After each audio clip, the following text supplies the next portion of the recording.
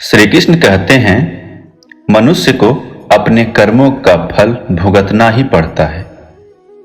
दोस्तों, आज के इस वीडियो में हम जानेंगे कि क्या मनुष्य को अपने कर्मों का फल अवश्य ही भुगतना पड़ता है। जय श्री कृष्णा दोस्तों, आपका गीता ज्ञान चैनल पर स्वागत है। श्री कृष्ण आप सब पर कृपा बनाए रखें और आपकी सारी मनोकामना पूरी करें।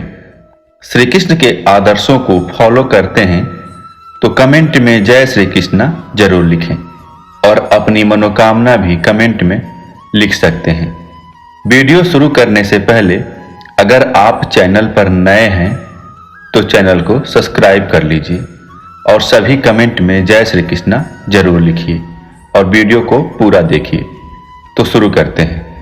श्री कृष्ण कहते हैं इंसान ही अच्छे और बुरे कर्म करता है, पशु नहीं। इसलिए हमें अपने कर्मों का फल अवश्य ही भुगतना पड़ेगा, चाहे देर हो या सबेर हो। हमारे द्वारा किए गए हमारे कर्म सिर्फ हमें ही भुगतने पड़ेंगे। इसलिए कर्म करने से पहले एक बार अवश्य सोचें कि क्या यह मैं सही कर रहा हूं। अगर कर्म करने से पहले अच्छे से सोच लें तो शायद हम बुरा कर्म करने से बच सकते हैं। अगर आपने अपने आप को बचा लिया तो सजा से भी बचा लिया। आपने बुरा कर्म कर लिया तो एक न एक दिन भगवान अवश्य सजा देंगे। इस जन्म में नहीं तो अगले जन्म में ही कर्मों का फल तो भोगना ही पड़ता है। भगवान श्री कृष्ण ने गीता में कर्मों को ही सबसे उत्तम बताया है, क्योंकि कर्म ही हमारे भाग्य का निर्माण करता है। अगर हम अच्छे कर्म करेंगे तो हमारे साथ अच्छा होगा। अगर हम बुरे कर्म करेंगे तो हमारे साथ बुरा ही होगा। तो आइए जानते हैं कर्मों का फल हमें कैसे मिलता है। दोस्तों, भगवान की न्याय व्यवस्था बहुत ही ज्यादा सुदृढ़ है। कर्म का फल अच्छे कर्म करने वाले को अच्छा और बुरे कर्म करने वाले को बुरा अवश्य ही भोगना पड़ेगा। भगवान के घर में देर भले ही है मगर अंधेर नहीं है। जिसको आप देर समझते हैं वह देर भी नहीं है। प्रभु ने प्रत्येक कर्म के फलित होने का समय पहले से ही निर्धारित कर रखा है। समय से पहले या पीछे फल की प्राप्ति नहीं होगी। प्रभु की प्रत्येक रचना, प्रत्येक नियम इतना गहरा है कि हर एक प्राणी उसको समझ या जान नहीं सकता। आज जो कर्म हम कर रहे हैं परिपक्व होकर उनसे ही हमारे भाग्य की संरचना होती है। हमारे भाग्य के निर्माता हम खुद ही हैं और प्रत्येक मनुष्य को उसके भाग्य के अनुसार उसे फल या कुफल अवश्य भोगना ही पड़ेगा। इस समय हम जो दुख भुगत रहे हैं या हमारे ही पिछले जन्मों का या इसी जन्म के हमारे द्वारा किए गए पुण्यों या बुरे कर्मों के पापों का फल है। प्रभु को दोष नहीं देना चाहिए। भगवान का एक विधान यह है कि हमारे कर्म, विचार और भावना के अनुसार ही हमें सुख या दुख की प्राप्ति होगी और वह सुख या दुख हमें खुद को ही भुगतना पड़ेगा। मनुष्य के कब किए हुए पाप का फल कब मिलेगा इसका कुछ पता नहीं है। भगवान का विधान विचित्र है। जब तक पुराने पुण्य प्रबल रहते हैं उग्र पाप का फल भी तत्काल नहीं मिलता। जब पुराने पुण्य खत्म होते हैं तब पाप की बारी होती है। पाप को तो भोगना ही पड़ता है, इस जन्म में भोगना पड़े या जन्मांतर में। इस लोक में जो दंड भोग लिया जाता है उसके थोड़े से ही शुद्धि हो जाती है, नहीं तो परलोक में बड़ा भयंकर दंड भोगना पड़ता है। मगर सत्संग दंड को कम कर सकता है या फिर कुछ प्रसाद के रूप में दे सकता है। अपने दुख को हंस हंस के झेलो या रोकर झेलो। यह हमारे कर्मों का फल है तो हमें अवश्य ही भोगना पड़ेगा। फिर रोकर क्यों झेलें? रोने से कष्ट दोगुना होता है और हंसते हंसते रहने से आधा हो जाता है। जिस दिन पाप कर्म हो जाए अगले दिन उपवास रखो। यह एक उत्तम कर्म भूमि है। कर्म तो करना ही पड़ेगा। कर्म नहीं करोगे तो पाप चढ़ेगा।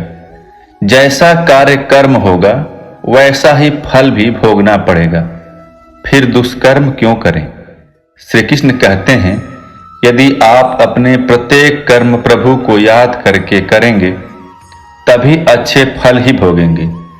धन दौलत, सुयश, खुशियां, सफलताएं, सुखी परिवार, रोना हमारे कर्मों का फल और पीड़ा, दुख, बीमारियों, आफत, दुखी परिवार, रोना हमारे ही बुरे कर्मों का फल है। भूतकाल में हमने जो किया था उसका फल हमें अब मिल रहा है। भूतकाल में हम जो भोग चुके हैं या हो सकता है इस जन्म में भोगेंगे। भीष्म ने श्री कृष्ण से कहा, भगवान, मैंने ध्यान करके अपने 73वें जन्म तक देखा, मैंने तो कोई कुकर्म नहीं किया है, फिर भी मुझे बाणों की सैया पर क्यों सोना पड़ा?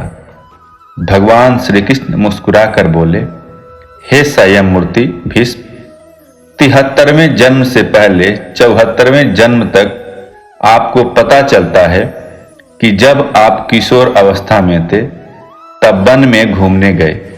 वहां पत्ते पर बैठे टिड्डी के शरीर में आपने कांटा चुभोया था। उस कर्म का फल घूमते घूमते अब मिल रहा है। कर्म का फल 6 साल में 2 गुना, 12 साल में 4 गुना, 18 साल में 8 गुना, 24 साल में 16 गुना इस प्रकार मिलता है। इसलिए जब आप कर्ता होकर कर्म कर रहे हैं तो सोच लें कि इसका फल क्या होगा। धृतराष्ट्र ने भी श्री कृष्ण से अपने कर्मों का हिसाब किताब पूछा। धृतराष्ट्र जी ने बोला, मैंने ऐसा कर्म क्या किया है कि मुझे अपने 100 बेटों की मृत्यु का शोक मिला है। मैंने अपने 100 जन्मों तक पीछे देखा कृष्ण, लेकिन ऐसा कोई कर्म मैंने नहीं किया है। श्री कृष्ण के अपने योग बल से धृतराष्ट्र ने देखा कि ये एक राजा थे और वो स्वादिष्ट व्यंजनों में खोए रहते थे। बिना विचार किए जो सामने आ जाता था खा लेते थे और इनाम भी दिया करते थे। एक दिन रसोइये ने हंस के 100 बच्चों का मांस बनाकर एक एक करके राजा को खिला दिया। श्री कृष्ण ने कहा, धृतराष्ट्र जी, आप स्वाद में अंधे हो गए थे, तभी आप इस जन्म में अंधे बने। तुम्हारे पुण्यों के प्रभाव से 100 जन्म तक तुम्हें फल नहीं मिला, लेकिन इस जन्म में हंस के 100 बच्चों को खाने का फल तुम्हें मिल गया और तुम्हारे 100 पुत्र मारे गए। कान्हा कहते हैं, सोचो साथ में क्या लाए हो, क्या लेकर जाओगे। मनुष्य को ऐसी कमाई इकट्ठी करनी चाहिए जो इस संसार में भी काम आए और मृत्यु के बाद भी उसे हम साथ में ले जा सकें और हमारे ही काम और अगले जन्म में ये हमारे ही काम आ सकेंगे। सभी जानते हैं हम खाली हाथ नंगे इस संसार में आए और खाली हाथ ही जाना पड़ेगा।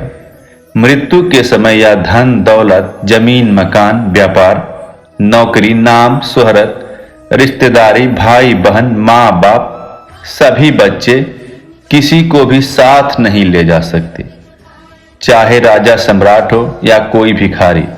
इसलिए इतना मोह, इतना लगाव इनसे क्यों रखें। साथ में जो हमारे जाएंगे सिर्फ हमारे अपने किए हुए अच्छे या बुरे कर्म, कीर्ति या अपकीर्ति, दान, धर्म, परोपकार, दुखियों की सेवा, पुण्य जो भी हम इस जन्म में करेंगे यह अवश्य हमारे साथ जाएंगे और हमारे ही काम आएंगे। श्री कृष्ण कहते हैं, हमें प्रत्येक दिन जब भी हमारा मन शांत हो, आंखें बंद करके 2-4 मिनट यह सोचना अवश्य चाहिए कि हम इतनी बड़ी अशांति को अपने साथ क्यों बांधे हुए हैं। यह भाग दौड़, तनाव ताना, मकड़ी जैसा जाला बुनकर खुद को उसमें उलझाए हुए हैं और ये किसके लिए है। भगवान कहते हैं, जो हमें बुरा लगता है यह दूसरे को भी मत दो। जैसे कि कड़वी बात, गाली, गुस्सा, बेइज्जती, असम्मान, अपमान, गला सड़ा या खोट वाला खाने पीने का सामान इत्यादि। हमें कर्म का महत्व समझना चाहिए। जो चीजें हमें अच्छी लगती है वह दूसरों को, जरूरतमंद को बिना मांगे भी दो। जैसे कि आम, लक्ष्मी, मीठी बातें, सद्व्यवहार, सम्मान, खाने पीने के अच्छे अच्छे बढ़िया सामान। परोपकार करो, दान धर्म करो। संतों ने कहा है कि जो कुछ तुम समेटते हो यह तो सपना है, और जो लुटा रहे हो केवल वही अपना है। साथ में तो एक छोटा सा तिल भी नहीं ले जा सकते। आप कितने भी उपाय कर लो, सारे उपाय धरे के धरे रह जाएंगे। सिर्फ भगवान नारायण प्रभु की भक्ति, दुखियों की सेवा, दान पुण्य साथ में अवश्य जाएगा। साथ में जो जाएगा वही तो अपना हुआ। साथ में जो नहीं ले जा सकते वह सब पराया हुआ। जीते जी उन पराई वस्तुओं से मुंह क्यों रखें। आप गंभीरता को जाकर विचार करें कि एक तिल भी नहीं ले जा पाएंगे तो फिर अशांति, हाय हाय, छीना झपटी क्यों, किसके लिए। भगवत गीता में भगवान श्री कृष्ण कहते हैं कि हर कार्य प्रभु में निमित्त समझकर फल प्रभु पर छोड़ दो, वो कभी बुरा नहीं करेंगे। तो सोचो फिर दुख क्यों करें। दुख सुख भी एक सोच के कारण ही तो है। दुख को ही सुख मानो तो प्रभु सुख ही सुख कर देंगे। यदि मोक्ष की इच्छा है तो विषयों विष के समान दूर से ही त्याग दें, और संतोष, दया, सरलता अमृत के समान नित्य पूर्वक भक्ति करता है। दोस्तों, इसी प्रकार जब हम जमीन में कोई पौधा या फल लगाते हैं तो उसको उगने में और बड़े होने में समय लगता है, और फिर कहीं साल 2 साल बाद बड़ा होता है, फिर उस पर फल लगते हैं। क्योंकि किसी भी कर्म का फल एक दिन में नहीं मिलता, चाहे वह अच्छा हो या बुरा। यह अब आपके ऊपर निर्भर करता है कि आप कर्म कौन सा कर रहे हो। फल मिलने में समय जरूर लगेगा, पर मिलेगा जरूर। यही समय और परमात्मा का नियम है, जो हमारे द्वारा किए गए हर कर्म का सुख और दुख हमारे कर्मों के ऊपर ही निर्भर करता है। हमें सुख और दुख अपने द्वारा किए गए कर्मों का हिसाब किताब चुकता कर रहे हैं। कर्मों का फल हमें अवश्य भुगतना पड़ेगा। इसलिए जब हम किसी को दान देते हैं तो सोच समझ कर दें, क्योंकि एक दिन हमें वह डबल होकर मिलेगा। इसी प्रकार हर काम करते समय भी ध्यान रखें कि हम कौन सा काम सही कर रहे हैं और कौन सा काम गलत कर रहे हैं। इसलिए कभी भी भूल कर भी किसी की आत्मा को ना दुखाएं। दोस्तों, कर्मों का फल का वीडियो अगर आपको अच्छा लगा हो और आप भी भगवान श्री कृष्ण को हृदय से मानते हो और भगवान श्री कृष्ण द्वारा बताई गई बातों में विश्वास रखते हो, तो वीडियो को लाइक और शेयर कर दीजिए। भगवान की कृपा आप पर जरूर होगी। आपको जीवन में वह सब कुछ मिलेगा जिसे आप पाना चाहते हैं। इसी तरह की अन्य वीडियो देखने के लिए हमारे इस चैनल को सब्सक्राइब करके घंटी को दबा दीजिए, जिससे कि हमारी आगे आने वाली सभी वीडियो आपको मिलती रहेगी। मिलते हैं कल एक नए वीडियो के साथ। धन्यवाद। अपना ख्याल रखिएगा। जय श्री राधे कृष्णा।